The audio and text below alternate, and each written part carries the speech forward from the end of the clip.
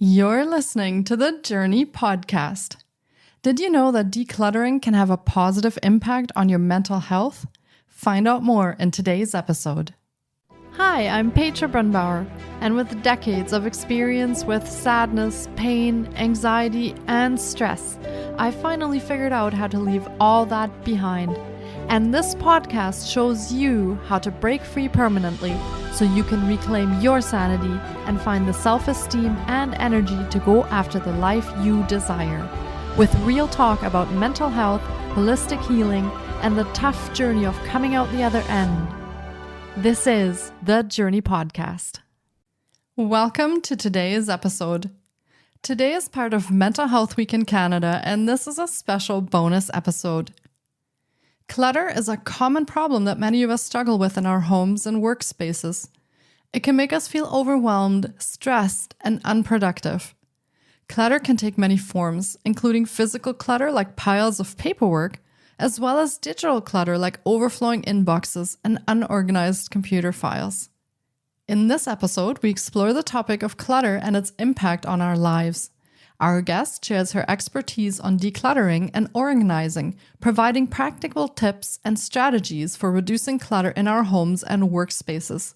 We discuss the benefits of decluttering, including reduced stress, increased productivity, and a more organized and peaceful environment. Tune in to learn how you can declutter your life and create a more balanced and harmonious space. Jes Marcy takes an entirely new approach to tackling all the clutter in your life. It starts by recognizing that all clutter is connected, and decluttering can be fraught with emotional landmines, insightful aha moments, tears, laughter, and lots of personal reckoning. It can be scary and exciting, and it's best when it is shared with a community that genuinely cares about your success. And this is exactly what Jes has built. Jes's signature method of decluttering, Prioritize Your Sanity, offers all the pillars you need to be successful in decluttering your life. Coaching that spans multiple disciplines, judgment-free communities that celebrate even the tiniest of wins, and practical, simple strategies to keep moving forward. This fully integrated, fully supported approach to clutter is revolutionary, and Jes's clients experience transformative growth through the process. Empowered with the belief that they can tackle anything they do, creating homes that nourish their souls and space to show up as the best version of themselves every day. Jes feels honored to witness these transformations, and her clients feel inspired to continue this work with others moving forward. Without further ado, here's my interview with Jes Marcy.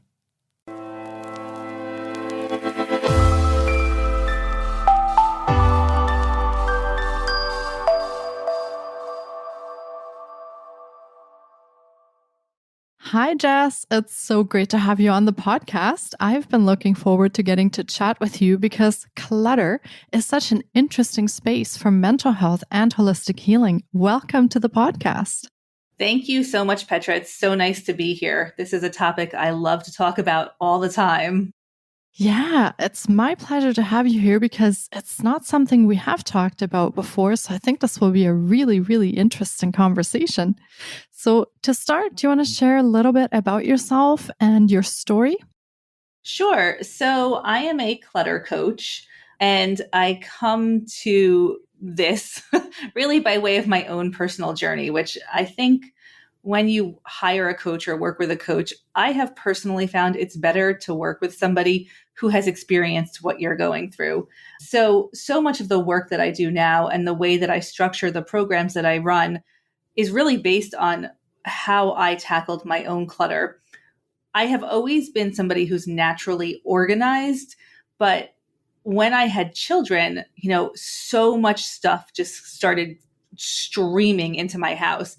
And I realized after a couple of years that I was spending all of my time tackling the stuff, keeping it organized, keeping it, in the perfect bins and storing it in the attic, in the basement, in the garage. And I was spending so little time actually with my children. And it was very frustrating. I was very depressed by the whole situation. And I didn't really know how to move forward because it was organized. So I had to really kind of figure out everything from square one.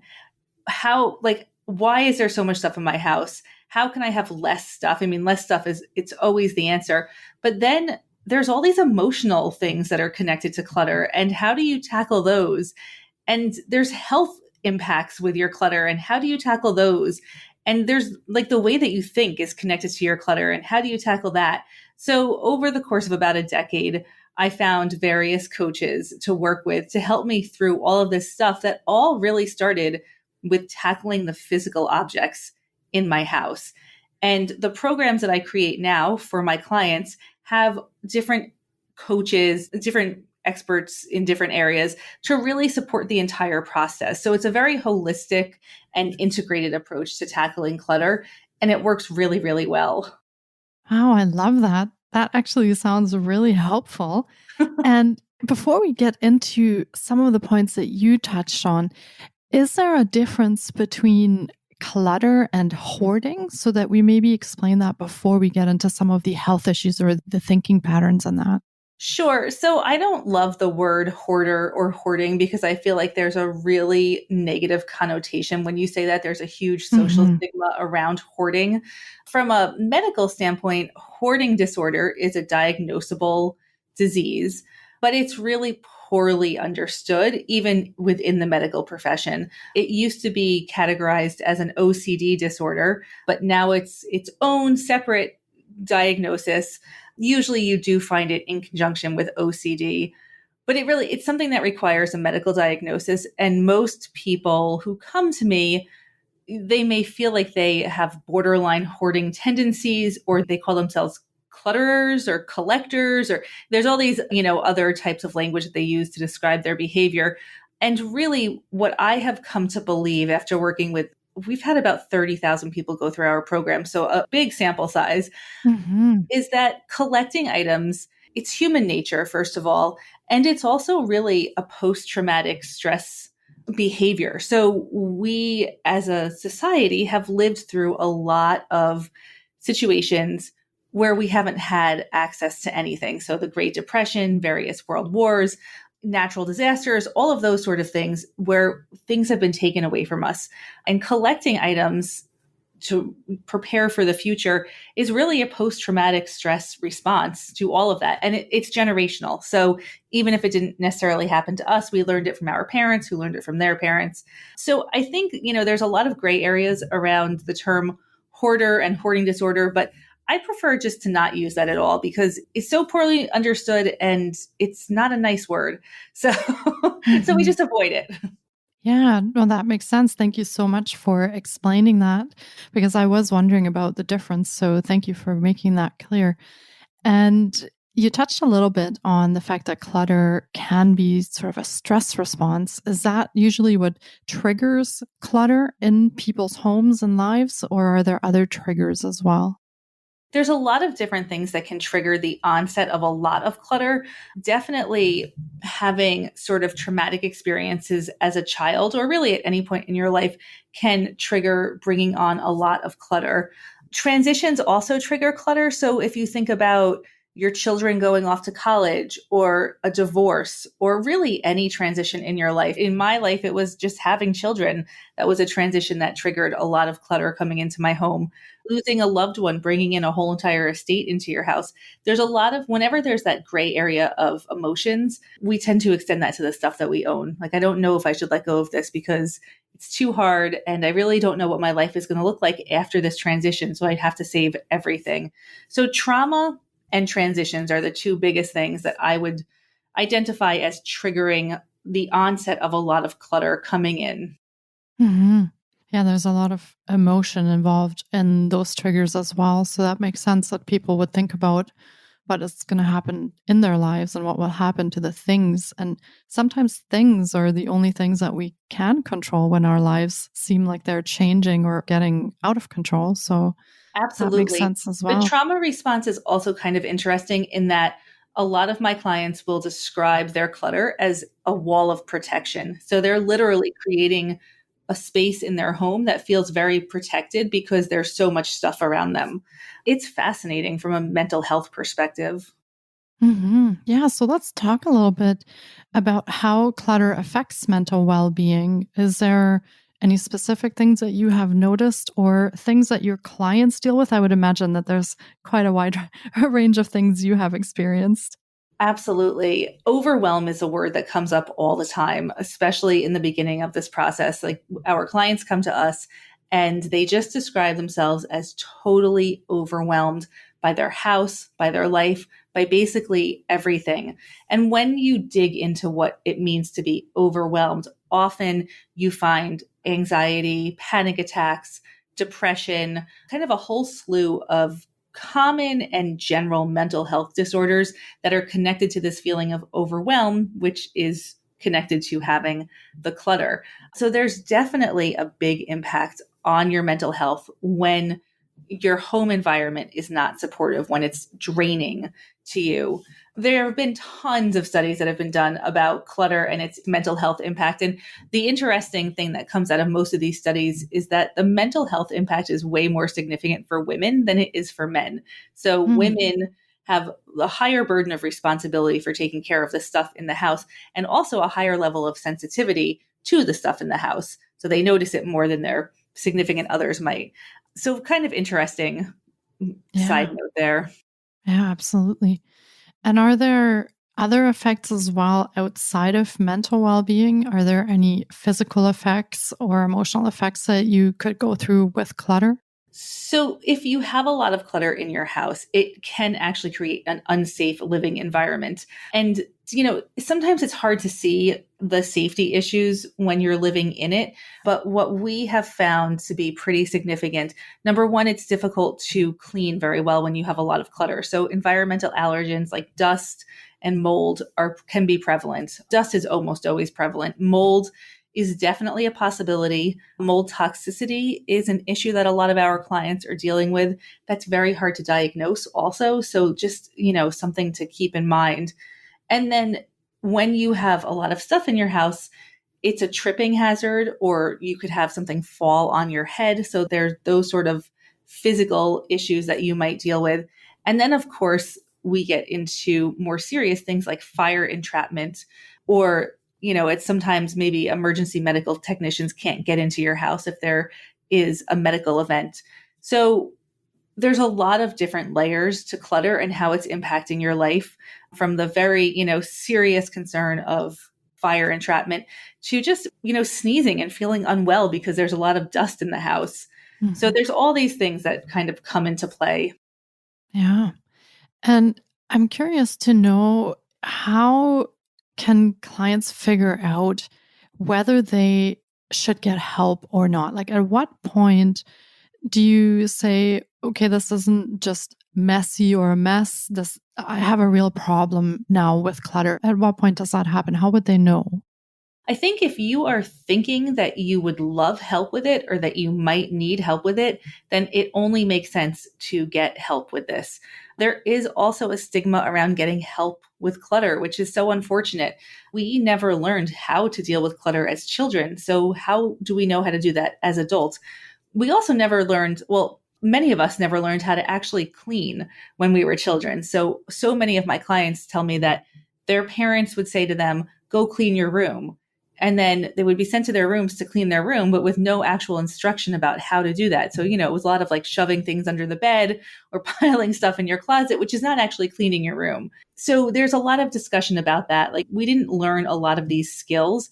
And there is no shame in ever trying to improve your lot in life and ever trying to add to your skill set. But if you think that you might need support with this, or you just can't figure out where to start, you can't figure out how to keep your house decluttered or clean, then reach out and get some help, because we only have this one life to live. So we might as well do everything we can to figure it out while we're here. Mm-hmm.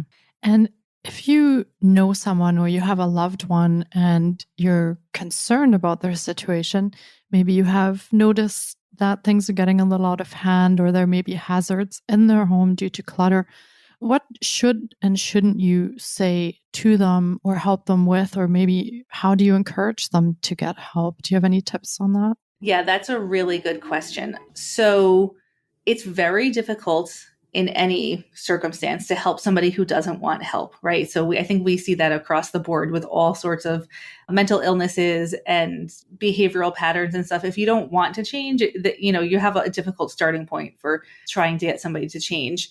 But absolutely, if you want to have this conversation with a loved one, come at it from a place of zero judgment, because it's truly not their fault that they have clutter. Yes, maybe they're engaging in the behavior that is bringing in a lot of clutter, but it's a result of something from their past, right? So it's this human nature to collect resources. It's such a battle at a very basic level to not bring stuff into our homes. So understand that it's not their fault and there is a way forward. So just, I would say, really reach out with compassion.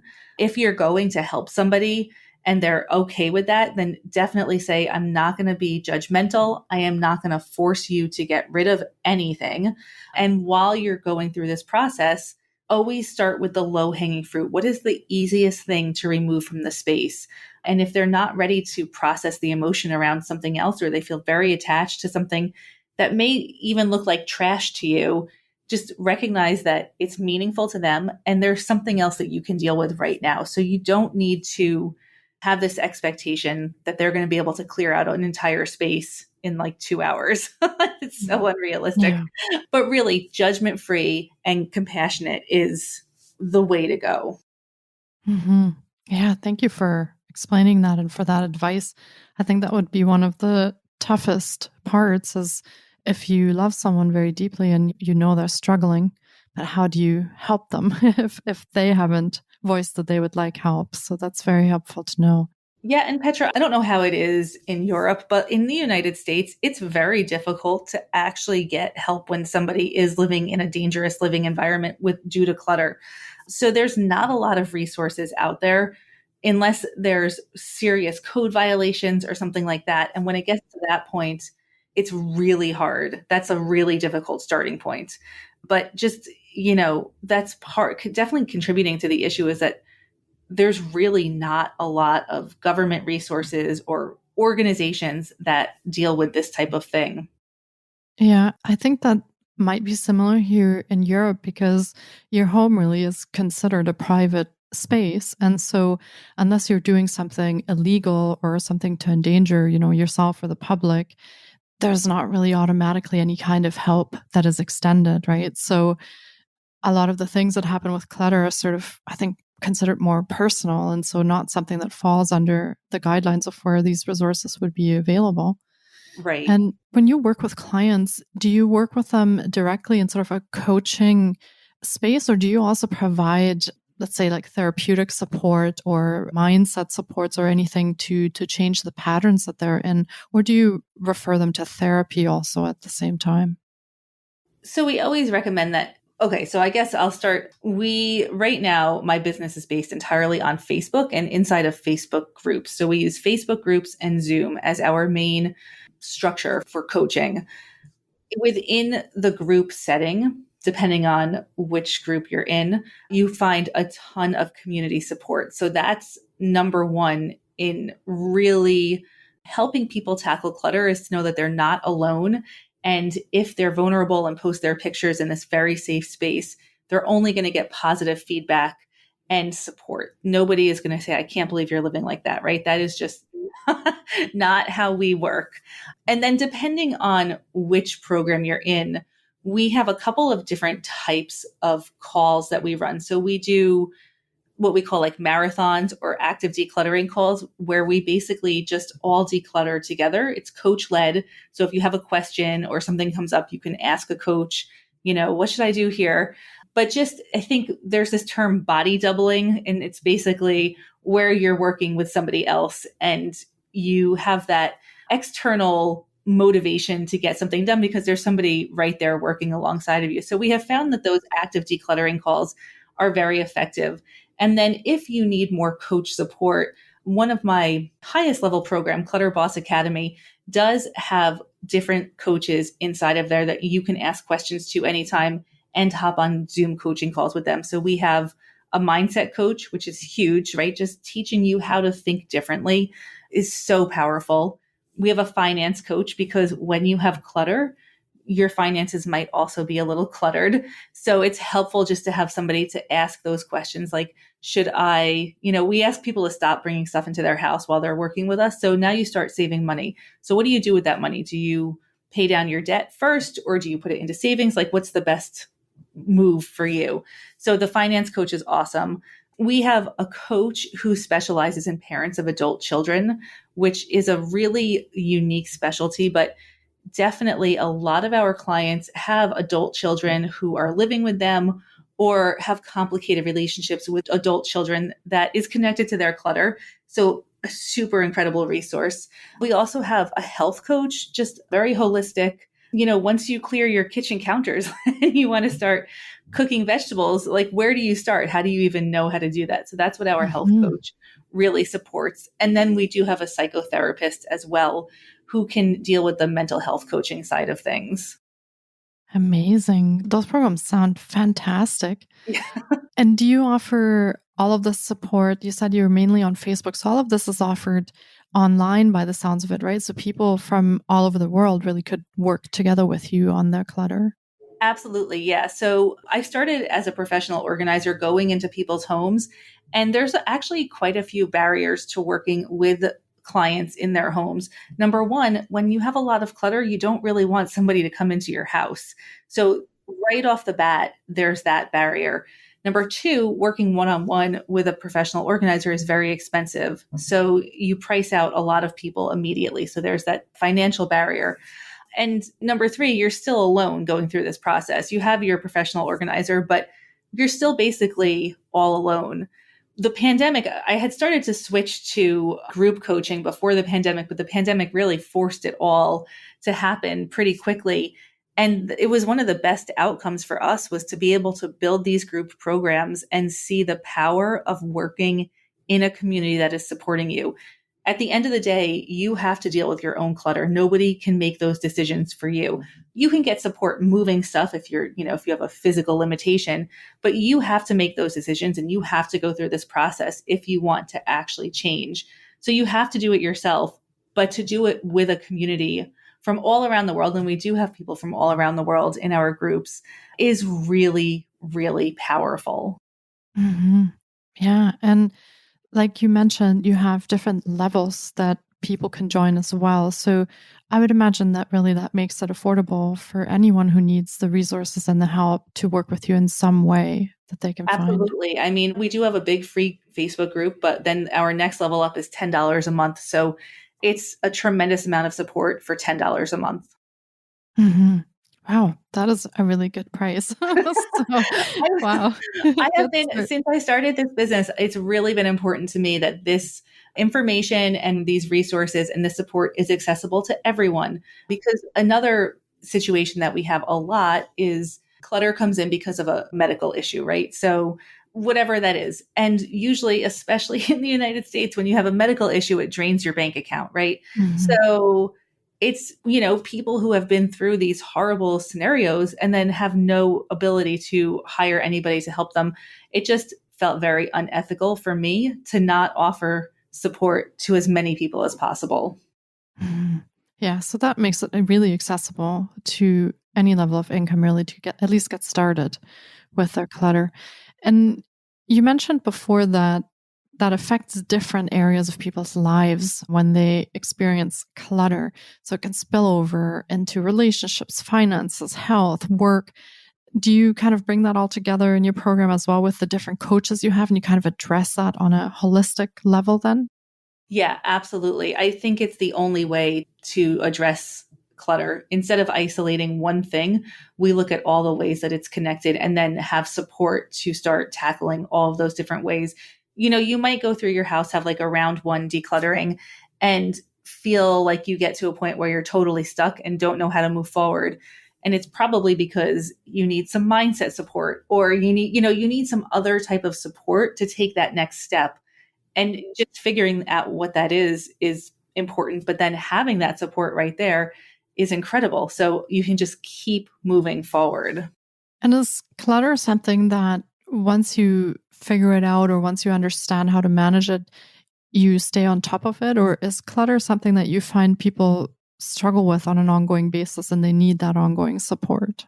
So, interesting question. Our goal is really to make it so that you are able to manage clutter for the rest of your life. So you don't ever get back to where you are, which involves a lot of mindset shifts, a lot of changes in how you view stuff, and a lot of empowerment, right? Changes in how you view yourself.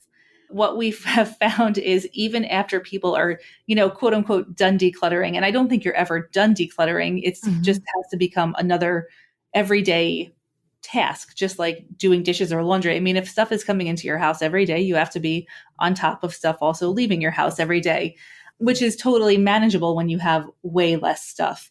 But we have found that people stick with our programs even after they're done decluttering because they love the community and love the support, and it extends to all areas of life. So it's really beautiful now to have so many people who started 3.5 years ago with us, and their lives have changed tremendously, but they're not willing to give up the community and the support that they're getting because it's so critical to everything in life.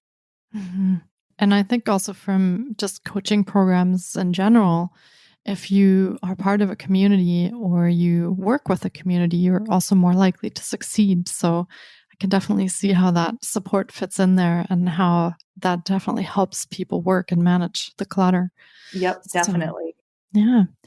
And what are some just simple strategies that people could start with to start tackling clutter? So maybe they're ready to work with you, or maybe they're ready to sign up, and maybe they're on the fence kind of listening to this podcast. And what are a couple things they could start with? So I definitely would recommend when you start decluttering that you stop bringing stuff into your house. So I think of clutter as a clog in our homes.